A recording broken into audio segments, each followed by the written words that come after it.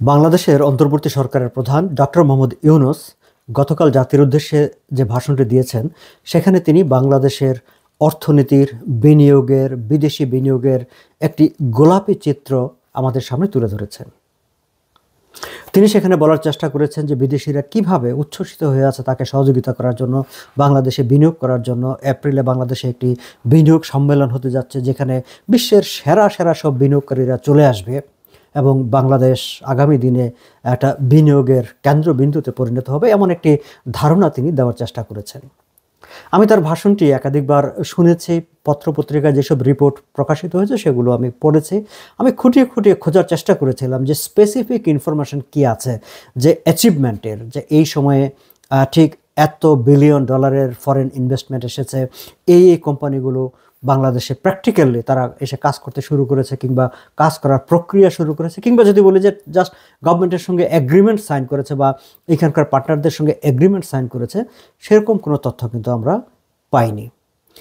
যেমন দাভোসের কথা যদি বলি, এগুলো পুরনো কথা, তারপরেও বলি যে দাভোসের কথা বলি, ডক্টর মোহাম্মদ ইউনূস 47-48টি বৈঠক করেছেন, কিন্তু সেখানে কত টাকার, কত ডলারের কমিটমেন্ট হয়েছে সেই তথ্য কিন্তু নাই। আমরা জানি যে সেখানে আসলে কোনো কমিটমেন্ট হয়নি, শুধু বৈঠক হয়েছে।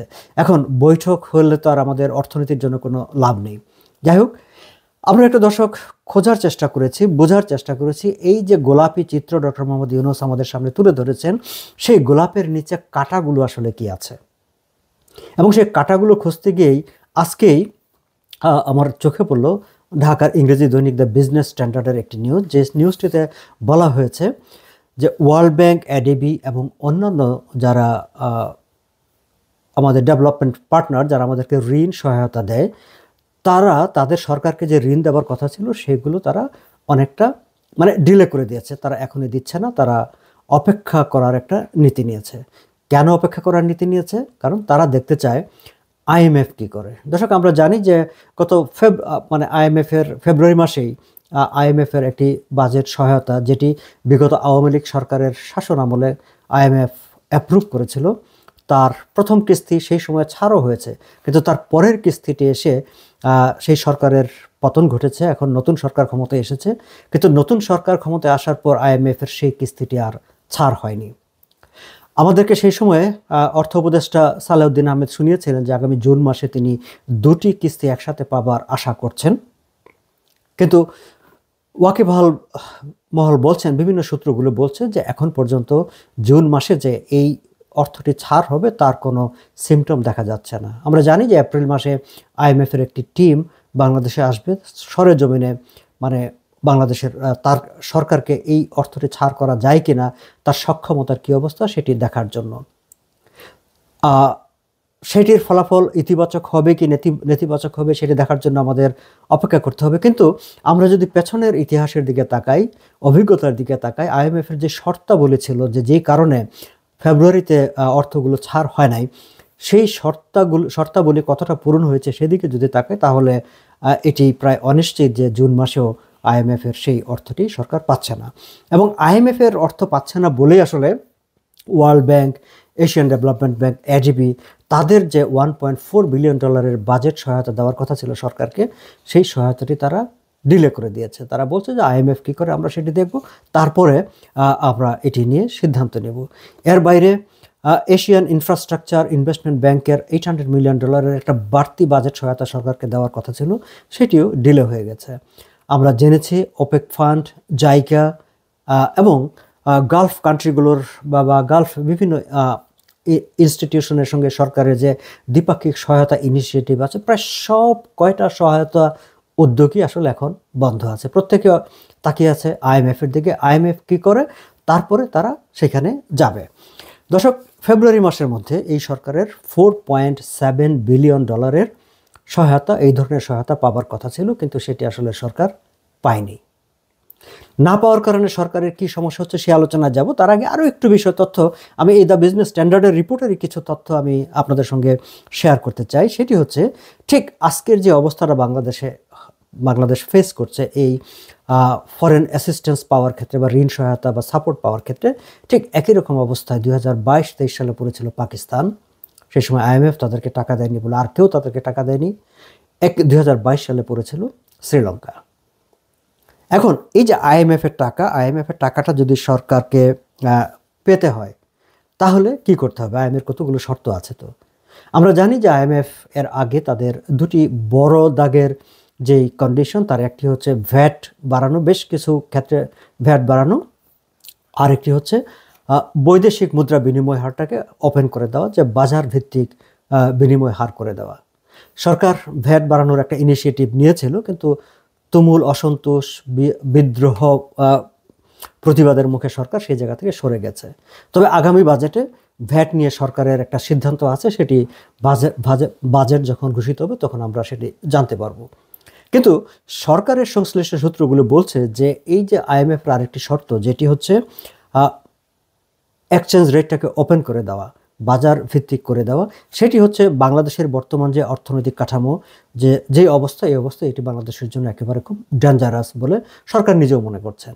তারা মনে করছেন যে এই মুহূর্তে এটিকে বাজার ভিত্তিক করে দিলে এই যে ইকোনমিক কাঠামো বা ব্যাংকিং কাঠামো বা সামগ্রিক সরকারের যে আর্থিক অবস্থা, এটি তারা সাপোর্ট করতে পারবে না। ফলে মার্কেট, পুরো অর্থনীতি একটা কলাপস করার একটা অবস্থায় পড়বে।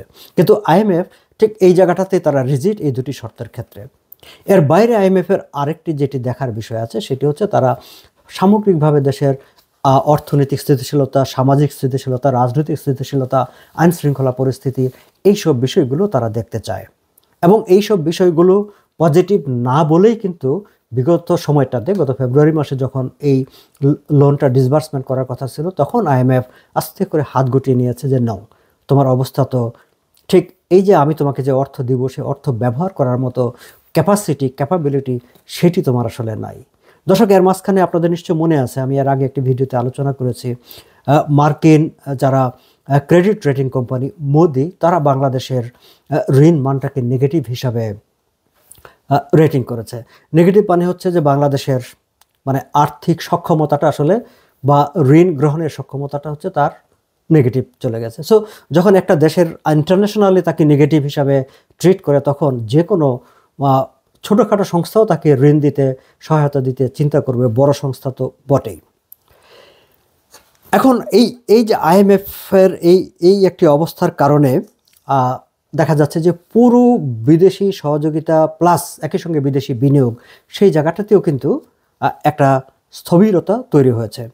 আমরা জানি যে সরকারি তথ্যপত্র বলছে যে 2024 সালে সরকার প্রায় $10.2 বিলিয়ন বৈদেশিক সহায়তার কমিটমেন্ট পেয়েছিল। এমনকি এই যে এই সময়ে গত 6 মাসে ডক্টর মোহাম্মদ ইউনূসের যখন শাসন ভার তিনি যখন দায়িত্ব নিয়েছেন, তারপরে কমিটমেন্টের সঙ্গে, মানে এই যে ছাড় করার যে কমিটমেন্ট, সেটিও 67.3% কমে গেছে। এবং এই সময়টায়, মানে আগের সরকারের সময়, আওয়ামী লীগ সরকারের সময়, শেখ হাসিনার সরকারের সময় যে কমিটমেন্টগুলো হয়েছিল, যেগুলো ফাইনাল হয়েছিল, যেগুলো ছাড় করার কথা, যেমন আইএমএফের ছাড় করার কথা, সেটি রিলিজ হয় নাই। তার পরবর্তীতেও অর্থ ছাড় কিন্তু কমে গেছে। এবং দেখা যাচ্ছে যে বরং তাদের বিদেশি ঋণ যেগুলো আগে ছিল, সেগুলো পরিশোধের চাপটা বেড়ে গেছে। ফলে সরকারকে বিদেশি ঋণ পরিশোধ করতে হচ্ছে, কিন্তু যে ঋণগুলোর কমিটমেন্ট ছিল দেওয়ার, সেই কমিটমেন্ট অনুসারে ঋণ তারা পাচ্ছে না। এখন যেহেতু বিদেশি ঋণ, বিদেশি সহায়তা পাচ্ছে না, ফলে সরকারের অর্থনৈতিক ব্যবস্থাপনায়, আর্থিক ব্যবস্থাপনায় একটা চাপ তৈরি হয়েছে। এবং সরকারের আর্থিক এই যে ব্যবস্থা, এই ব্যবস্থাটা থেকে কাটিয়ে ওঠার জন্য সরকারের, বাংলাদেশে এখন রেমিটেন্স, যেটি নিয়ে সরকার খুবই, আওয়ামী লীগ সরকারও খুব বড়াই করেছে, এই সরকারও খুব বড়াই করে রেমিটেন্স। কিন্তু আসলে শুধু রেমিটেন্সের উপর ভর করে এই একটা সূচককে দেখে যারা বিদেশি বিনিয়োগ করে, যারা বিদেশি সহায়তা করে, তারা ঠিক কোনো একটা গভর্নমেন্টের সামগ্রিক ফাইন্যান্সিয়াল ম্যানেজমেন্ট ক্যাপাবিলিটি, তার উপর তারা ডিপেন্ড করে না, তার উপর তারা ট্রাস্ট করে না, তারা আরও বাকি ইন্ডিকেটরগুলো দেখতে চায়। ফলে এইটি নিয়ে সরকার যে খুব বেশি, সরকার মানে এক ধরনের নিজেরা স্বস্তি পাচ্ছে, কিন্তু বিদেশি বিনিয়োগকারী কিংবা বিদেশি যারা সহায়তা করে, তাদেরকে তারা খুব বেশি কনভিন্স করতে পারছে না। আমরা যদি বিদেশি বিনিয়োগের দিকেও তাকাই দর্শক, যে বিদেশি বিনিয়োগটা কিন্তু ঠিক এই সময়ে, সরকারি সূত্রের উদ্ধৃতি দিয়েই কিছুদিন আগে ঢাকার পত্রপত্রিকায় নিউজ হয়েছে যে 71%, মানে আগে যেগুলো কমিটমেন্ট করা ছিল, সেই কমিটমেন্ট করা বিনিয়োগগুলো থেকে আসলে 71% মানে কম হয়েছে বিদেশি বিনিয়োগ। সো মানে একটা মেজরিটি পার্সেন্ট তাদের কম। আবার ঠিক এই সময়ে সরকারের রাজস্ব আয়ের ঘাটতি হয়েছে, সরকার যে ইন্টারনাল মানে ইনকামটা সেটা 58,000 তাদের কম হয়েছে। এখন আমরা দেখতে পাচ্ছি যে বিদেশি সহায়তা পাচ্ছে না, বিদেশি বিনিয়োগ আসছে না, ইন্টারনালি সরকারের যেই রাজস্ব পাওয়ার কথা সেই রাজস্ব পাচ্ছে না। তাহলে সরকার চলবে কেমনে? সরকার আসলে চলছে ব্যাংক ব্যবস্থা থেকে টাকা কর্জ করে। আমরা পত্রিকায় পড়েছি, সরকারি বাংলাদেশ ব্যাংকের তথ্য দিয়েই বেশ কয়েকটি পত্রিকা রিপোর্ট করেছে যে গত 6 মাসে প্রায় 7,000 কোটি টাকার মতো সরকার ব্যাংক ব্যবস্থা থেকে ঋণ করেছে। আমরা প্রায়ই শুনি যে আওয়ামী লীগ সরকার, শেখ হাসিনা নাকি ব্যাংকগুলোকে একেবারে যাচ্ছে তাই করে দিয়ে গেছে, ব্যাংকগুলো একেবারে নাই। কিন্তু সেই ব্যাংকগুলো, যে নাই হয়ে যাওয়া ব্যাংকগুলি কিন্তু সরকারকে গত 6 মাস ধরে লোন দিয়ে টিকিয়ে রেখেছে। এখন সরকার যখন ব্যাংক থেকে লোন নেয় তখন হয় কি, তখন যে প্রাইভেট ইনভেস্টর যারা লোন যারা ব্যাংকের কাছে যায় তাদের ভাগে সেই লোনটা কমে যায়, তারা লোনটা পায় না। এবং এক্স্যাক্টলি তাই হয়েছে, প্রাইভেট সেক্টর ঋণ পাচ্ছে না, পুরো টাকা সরকার নিয়ে নিচ্ছে।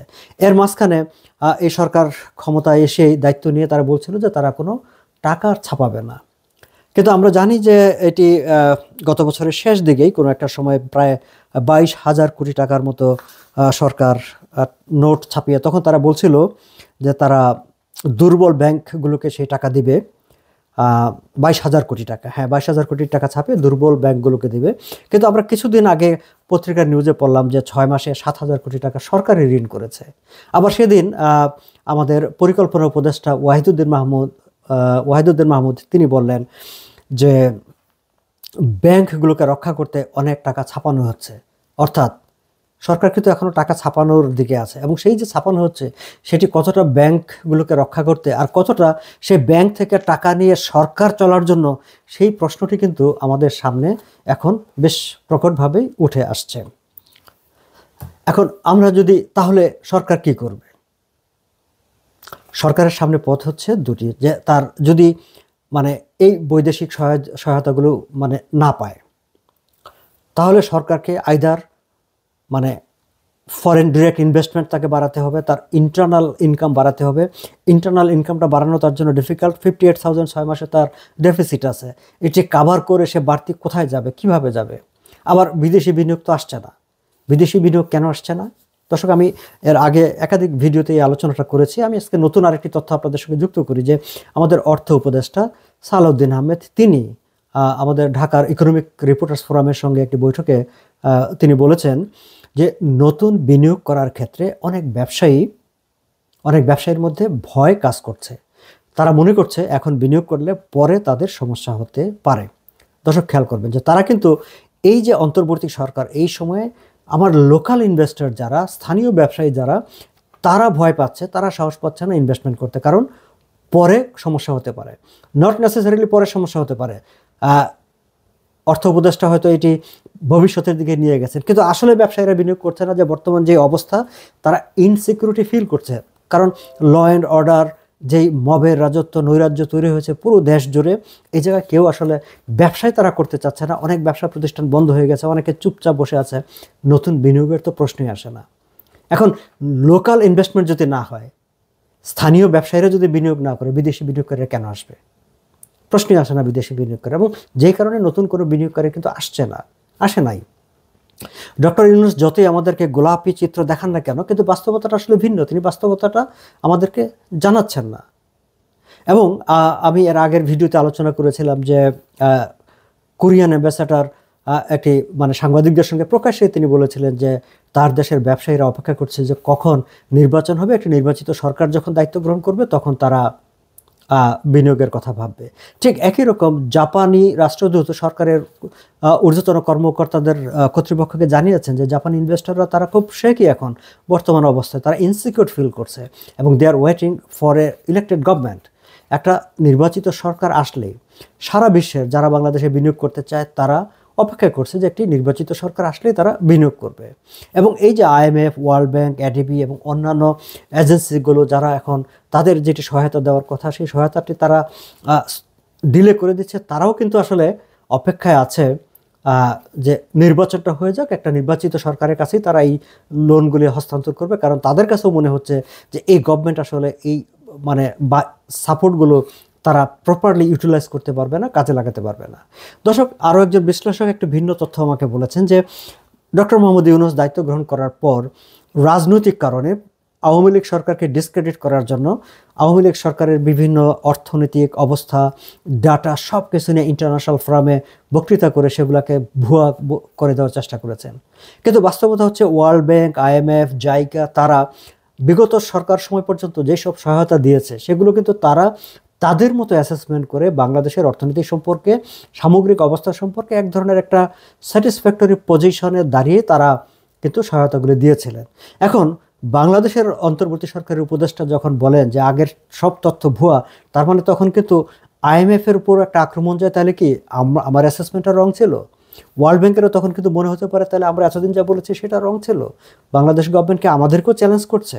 এবং এই যে নিজের দেশের অর্থনীতিকে একেবারে খারাপ হিসেবে উপস্থাপন করা, সেটিও তাদেরকে আসলে শেকি করে ফেলেছে। এবং শেকি করে ফেলার কারণেই তারা ঠিক এই সময়টায়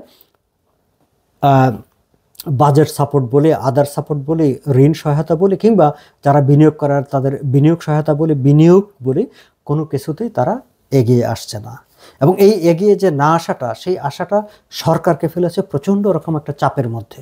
সেই চাপটি সরকার আসলে আমাদেরকে জানতে দিতে চায় না, জাতিকে জানতে দিতে চায় না। চায় না বলে সরকার রোজই সব পিকচার আমাদের সামনে গল্পর মতো তুলে ধরে একটু দেখাতে চায়, মানে অনেকটা পিয়ার ক্যাম্পেইনের মতো সেটি করতে চাচ্ছে যে দেখো আমি কিন্তু, আমার জন্য দুনিয়া পাগল হয়ে গেছে। কিন্তু তার নিজের যে পাগল হওয়ার মতো উপক্রম হয়েছে একটা ক্রাইসিসের কারণে, সেই জিনিসটি এই সরকার আমাদেরকে বুঝতে দিতে চাচ্ছে না। দর্শক, আলোচনাটা আজ এখানে শেষ করছি। সামনে আমি অর্থনীতির আরও অন্যান্য বিষয় নিয়ে কথা বলবো, নিশ্চয়ই আপনারা আমাদের সঙ্গে থাকবেন। ভালো থাকবেন সবাই।